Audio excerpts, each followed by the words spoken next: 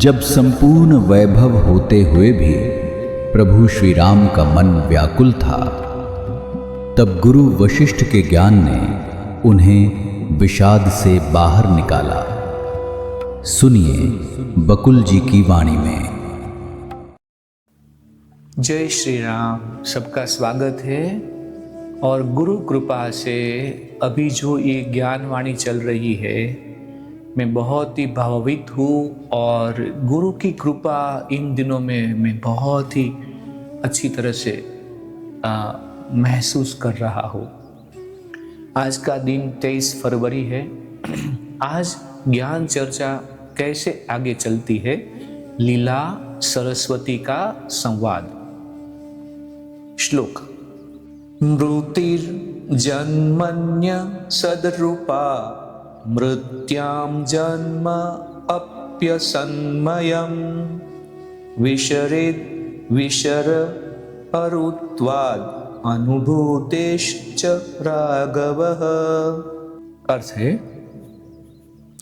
वशिष्ठ ने कहा, सरस्वती ने राजा से अभी इतना कहा ही था कि राजा का एक दूत दौड़ा हुआ आया और उसने घोषणा की कि शत्रु की सेना नगर में घुस आई है और वह भारी उत्पात मचा रही है। कल तो सरस्वती ने राजा को बोल ही दिया था कि तुम्हारा मृत्यु होने वाला है। अब ये घट रहा है।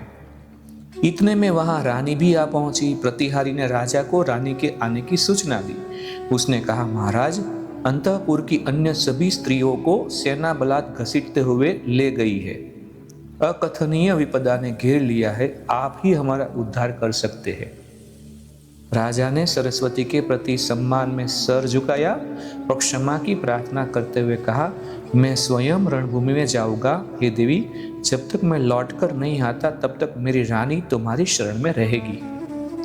ज्ञान स्वरूप लीला यह देखकर आश्चर्यचकित हुई कि रानी मेरी ही सटीक प्रतिमूर्ति है, क्योंकि वो वही थी। उसने सरस्वती से पूछा, हे देवी, यह कैसे हुआ कि जैसी वह है वैसी मैं अपनी युवावस्था में जैसी थी ठीक वैसी अवस्था में वह आज है। इसका क्या रहस्य है? और ये जो मंत्री है, ये भी वही है जो हमारे दरबार में थे। यदि ये हमारी कल्पना के पदार्थ या परावर्तन है, तो क्या ये वास्तविक है और चेतना से युक्त भी है?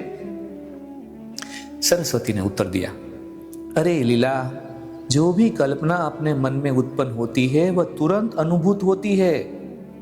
चेतना स्वयं भी ज्ञान का विषय बन जाती है। जब चेतना में संसार का बिंब उदित होता है, तब उसी क्षण वैसी बन जाती है। चेतना ऐसी बन जाती है जैसी कल्पना करती है। समय, आकाश, अवधि और वास्तविकता पदार्थ से उत्पन्न नहीं होते। यदि ऐसा हो तो वे पदार्थ बन जाएंगे। जो कुछ व्यक्ति की चेतना में परावर्तित होता है वह बाहर भी प्रकाशित होता है। तो जो अंदर है वो बाहर की दुनिया बन जाती है। जागृत अवस्था में जिस वास्तविक वस्तु जगत का अनुभव होता है वह स्वप्न में दिखने वाले संसार से अधिक वास्तविक नहीं होता। स्वप्न है, ये दीर्घकालिक स्वप्न है बस। नींद में संसार होता ही नहीं और जागृत अवस्था में सपना का भी अस्तित्व नहीं रहता। इसी प्रकार मृत्यु जीवन का खंडन तो करती है, जबकि जीवित अवस्था में मृत्यु का कोई भी अस्तित्व नहीं रहता। इसी प्रकार मृत्यु में जीवन अवस्थित नहीं रहता। दोनों छोरों के एक साथ रखने वाला अनुभव कभी एक होता है, कभी नहीं होता। कोई यह नहीं कह सकता कि यह सत्य है या वह सत्य है। वह यही कह सकता है कि उनका अधः स्तर सत्य है।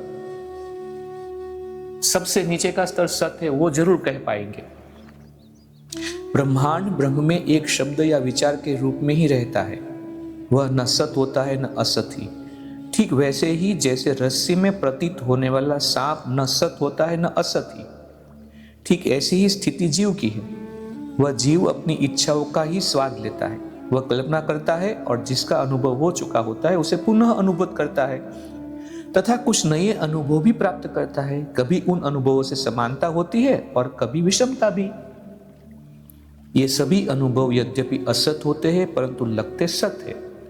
यही स्थिति इन मंत्रियों तथा अन्य लोगों की भी है। इसी प्रकार यह लीला भी चेतना के प्रतिबिंब की उपज के रूप में विद्यमान है। ऐसे ही तुम भी, मैं भी और अन्य सब भी यह जान लो और शांति पूर्वक रहो। तो जैसे जब तक अंधेरे में रस्सी में जब तक अंधेरा था वो सांप दिख रहा था, मतलब सांप है, यही हमारी दृढ़ धारणा की सांप है। जब उजास हुआ तो वो रस्सी थी, अब सांप गायब हो गया, रस्सी आ गई। तो जब तक हम दृढ़ विश्वास में थे कि ये सांप है तो सांप था, थोड़ी जागृति आई तो रस्सी, हो सकता है कि रस्सी भी ना हो। तो इसी के बात के साथ आज के दिन को हम यहाँ पे विराम करते हैं। अगली श्रृंखला के मणिके में कल हम देखेंगे क्या होता है, और कल हम जरूर मिलेंगे। तब तक के लिए जय श्री राम। इस ज्ञान यात्रा में हमारे साथ बने रहने के लिए चैनल को सब्सक्राइब करें और बेल आइकॉन दबाएं।